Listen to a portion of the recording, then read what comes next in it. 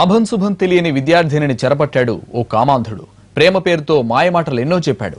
బాలికను కిడ్నాప్ చేసి గుళ్ళో తాళి కట్టి పెళ్లి చేసుకున్నాడతను. తీరా అవసరం తీరాక అసలు కథ మొదలైంది. ఆ యువకుడి వాంఛకు బలైపోయింది ఆ బాలిక. ఓ శిశువుకు తల్లైంది. ఇప్పుడు తల్లడిల్లుతోంది. ఒళ్ళో ముక్కు పచ్చలారని పసికందు, ముఖానికి ముసుగు వేసుకున్న ఈమె 10వ తరగతి విద్యార్థిని. హైదరాబాద్ బోరబండ సాయిబాబా నగర్లో నివాసం ఉండేది. ఇదే ప్రాంతానికి చెందిన సతీష్ ఆమెతో చనువు పెంచుకున్నాడు. కారు డ్రైవర్గా పనిచేసిన సతీష్ తరచూ వారింటికి వస్తుండేవాడు. ఇంట్లో ఎవరూ లేని సమయంలో విద్యార్థిని ప్రేమ పేరుతో ముగ్గులోకి దింపాడు. తెలిసి తెలియని ప్రాయంలో ఉన్న ఆమె అతని మాటల్ని నమ్మింది. ఏడాది క్రితం బాలికను కిడ్నాప్ చేసి విజయవాడకు తీసుకెళ్లి గుళ్ళో తాళి కట్టాడు. కూతురు అదృశ్యంపై పోలీసులకు అప్పుడే ఫిర్యాదు చేశారు తల్లిదండ్రులు. ఎక్కడ వెతికినా జాడ కనిపించలేదు. కొన్నాళ్లు విజయవాడ, తిరుపతి, వైజాగ్ విద్యార్థిని తీసుకెళ్లి అక్కడ ఓ గదిలో నిర్బంధించాడు. పలుమార్లు అత్యాచారానికి పాల్పడడంతో బాలిక గర్భం దాల్చింది. నెల క్రితమే ఓ పాపకు జన్మనిచ్చింది.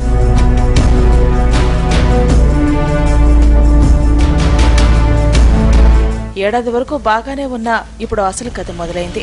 వేరే అమ్మాయిలతో ఫోన్ చాటింగ్లు మొదలుపెట్టాడు సతీష్. దీంతో అతన్ని నిలదీసిందామే. బాలిక నిలదీయడంతో అసలు రంగు బయటపెట్టాడు.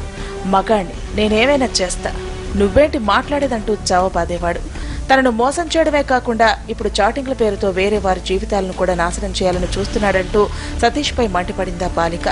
తన మోసాలు బయటపడకుండా ఉండేందుకు ఫోటోలు కూడా ఇచ్చేవాడు కాదని చెబుతోంది.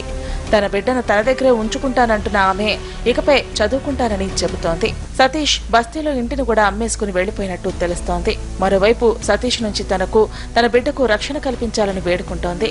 తనలా మరెవరూ మోసపోకుండా ఉండేందుకు పోలీసులు కఠిన చర్యలు తీసుకోవాలని విజ్ఞప్తి చేస్తుంది బాధితురాలు.